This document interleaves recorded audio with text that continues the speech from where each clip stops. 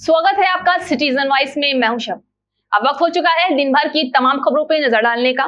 तो आइए देखते हैं क्या है आज दिन भर की तमाम खबरों में। जेपीसी की बैठक में शामिल होने पहुंचे जेपीसी सदस्य ब्रजलाल और मंत्री दानिश आजाद, जहां अल्पसंख्यक विभाग के पदाधिकारी भी बैठक में पहुंचे। वहीं लखनऊ में जेपीसी की महत्वपूर्ण बैठक शुरू हुई है, जहां लखनऊ के होटल मैरियट में बैठक का आयोजन किया गया। शिया वक्फ बोर्ड के पदाधिकारी और अधिकारियों के साथ बैठक शुरू हुई, जहां 12:30 पे मुतवल्लियों के साथ जेपीसी सदस्यों ने बैठक की। आइए जानते हैं उन्होंने क्या कहा है। देखिए लखनऊ से सिटीजन वाइज संवाददाता फौजिया रिजवी की रिपोर्ट। सभी के जिम्मेदारों ने अपनी बात कमेटी के सामने रखी है और जो हमें एतराज़ात हैं वो भी बताए गए हैं। तो हम लोग को पूरी उम्मीद है और हम लोग ये एक्सपेक्ट करते हैं कि जो बातें और जो सजेशन भी दिए गए हैं कमेटी उस पर गौर करे। और ये बात कही गई है कि वक्त जो है वो मुसलमानों का एक अपना मजहबी मामला है।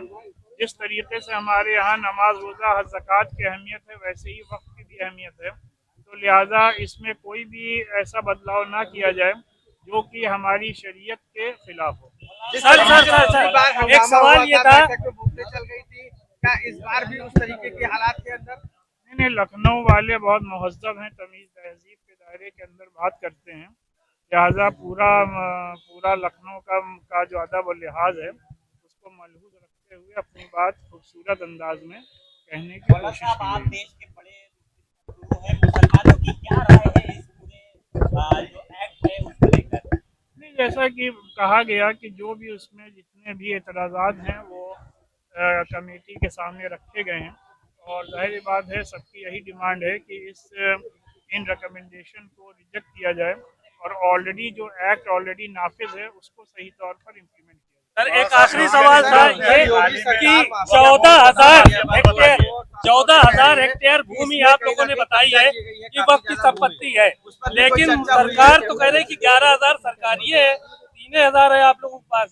देखिए, वक्त जो है उसका शरई मसला ये है कि मुसलमान की अपनी जो पर्सनल प्रॉपर्टी होती है उसको हमारे बुजुर्गों ने अपनी पर्सनल प्रॉपर्टी को अल्लाह की राह में वक्फ किया है। ऐसा नहीं कि किसी दूसरे की ज़मीन पर कब्जा करके वक्फ किया गया हो। लिहाजा जो इल्ज़ामात लगाए जा रहे हैं ठीक है सर, थैंक यू।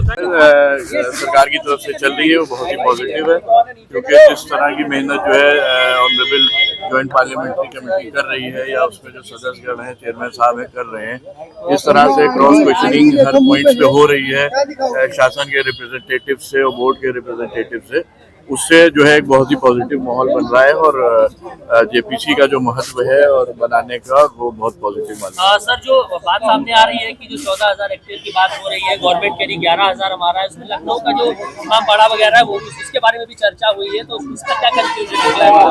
नहीं, ऐसी कोई चर्चा नहीं रही है कि जिसमें जो है किसी इमामबाड़े को गवर्नमेंट क्लेम कर रही हो।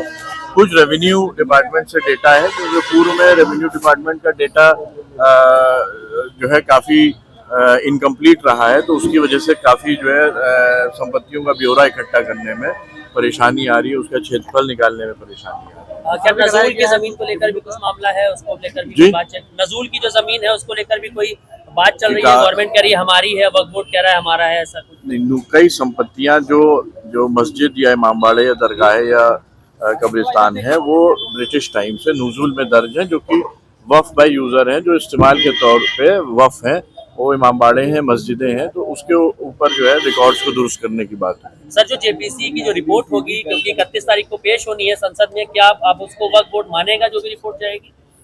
देखिए, अब उनकी काफ़ी मेहनत रही है, कई स्टेट वो घूमे हैं, उन्होंने सबसे जो है सजेशन लिए हैं स्टेक होल्डर्स से। अभी भी ऊपर जो है लखनऊ के काफ़ी बड़े संगठनों से उनकी जो है चर्चा चल रही है, उन्होंने इनपुट्स ले रहे हैं, तो मुझे लगता है कि बहुत ही पॉजिटिव जो है वर्किंग चल रही है और उनकी जो रिपोर्ट होगी वो बहुत। आज ज्वाइंट पार्लियामेंट्री कमेटी वक्फ अमेंडमेंट एक्ट की हमारे उत्तर प्रदेश के लखनऊ में आई है और तमाम ज्वाइंट पार्लियामेंट्री कमेटी के चेयरपर्सन आदरणीय एमपी जगदम्बिका पाल जी और तमाम एमपी जो इस कमेटी के मेंबर हैं वो आज लखनऊ आए हैं। उत्तर प्रदेश की हमारी सरकार ने उस कमेटी के सामने अपना प्रेजेंटेशन दिया इस वक्फ अमेंडमेंट एक्ट के समर्थन में। निश्चित तौर पे हमारी केंद्र की जो मोदी सरकार है वो पूरी संजीदा है मुस्लिम समाज के डेवलपमेंट के लिए। वक्फ की संपत्ति ये मुस्लिम समाज के डेवलपमेंट के लिए इस्तेमाल होनी चाहिए, उनके बेहतर भविष्य के लिए, उनकी अच्छी शिक्षा के लिए, उनके बेहतर स्वास्थ्य के लिए वक्फ की संपत्ति इस्तेमाल होनी चाहिए। और हमारे ये जो वक्फ अमेंडमेंट एक्ट है, ये यकीनन हमें पूरा विश्वास है कि मुस्लिम समाज के डेवलपमेंट के लिए एक बहुत बड़ा मील का पत्थर साबित होगा, मुस्लिम समाज के विकास को एक नए आयाम पे ले जाएगा। आज जो चर्चा हुई इस मीटिंग में, जो काफ़ी कुछ घंटे चली, उससे निचोड़ सामने आया है कि वक्फ की संपत्तियों का प्रॉपर डॉक्यूमेंटेशन होना चाहिए, उसकी प्रॉपर ऑडिटिंग होनी चाहिए, उसका रेवेन्यू मॉडल हम ऐसा बनाए जिससे और हम उससे रेवेन्यू जनरेट कर पाए। इलीगल इंक्रोचमेंट जो वक्फ की संपत्तियों पे है, वक्फ की संपत्तियों को जो खुद बुट करने की कोशिश की गई या उनको इलीगल बेचने की कोशिश की गई, इन तमाम चीज़ों पे भी रोक लगनी चाहिए। हमारे केंद्र की मोदी सरकार और प्रदेश की योगी सरकार पूरी संजीदा है कि वक्फ के माध्यम से हम अल्पसंख्यक मुस्लिम समाज के विकास को सुनिश्चित करने का काम करें। कुछ शंकाएं भी हैं, बोर्ड को भूमाफिया बोर्ड तक कह डाला जाता है, किस तरह से निवारण करें? देखिए, जो शंकाएं हैं तमाम अलग अलग ग्रुप से जेपीसी मिल रही है और हमारे ऑफिसर्स भी यहाँ पे बैठे हुए हैं इस मीटिंग में अभी, और जो भी जिनकी शंकाएं हैं, जो भी जिनका सजेशन है, उनकी शंकाएं भी दूर की जाएंगे, सजेशंस को भी इंक्लूड किया जाएगा और ये अमेंडमेंट एक मजबूत अमेंडमेंट बने और इस अमेंडमेंट से मुसलमानों के विकास की एक मजबूत नींव रखी जाए, यही हम सबकी मंशा है।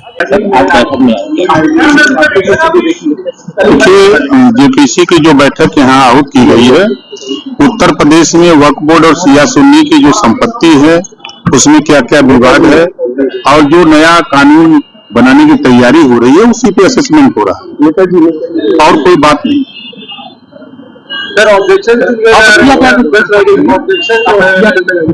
देखिए, उसी पे डिस्कस हो रहा है ना कि क्या क्या चीजें असुविधा किसको हो रही है, उस असुविधा पे क्या सुविधा हो सकती है, तो उसी पे सभी लोग बैठ करके चर्चा कर रहे हैं।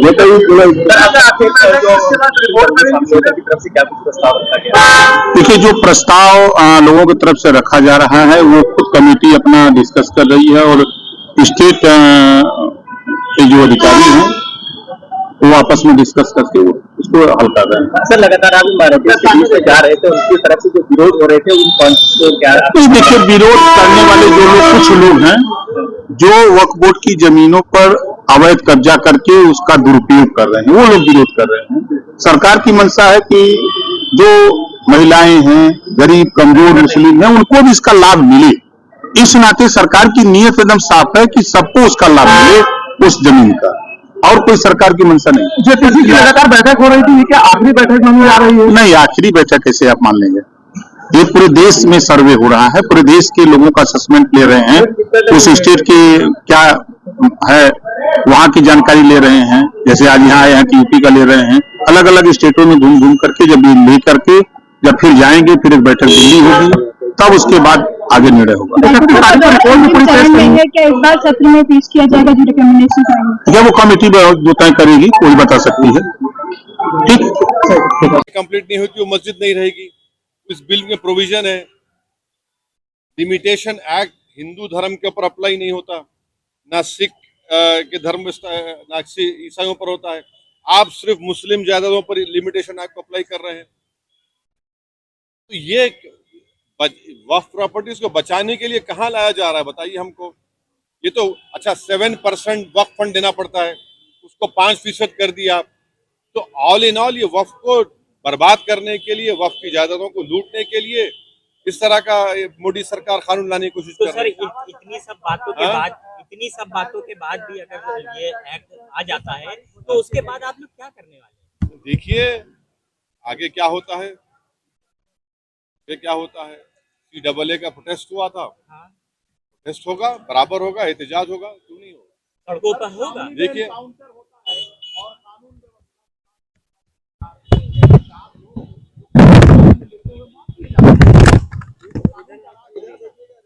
ये तो कानून की राज है। ये देखिए जो रूल ऑफ लॉ की बात संविधान करता है, रूल बाय गन का मामला है। ये कोर्ट किस लिए है, पब्लिक प्रोसिक्यूटर किस लिए है, BNS किस लिए है। अगर ये सब आप सिर्फ गन से इंसाफ समझते हैं तो फिर उसकी जरूरत ही नहीं है। संभल मामले में आज न्यायिक आयोग फिर से संभल गया। हाँ? संभल मामले में जो न्यायिक आयोग बनाया गया, क्या लगता है इस न्यायिक आयोग? आप ये क्यों नहीं पूछ रहे कि जिसको पुलिस स्टेशन बुलाया था मर गया, वो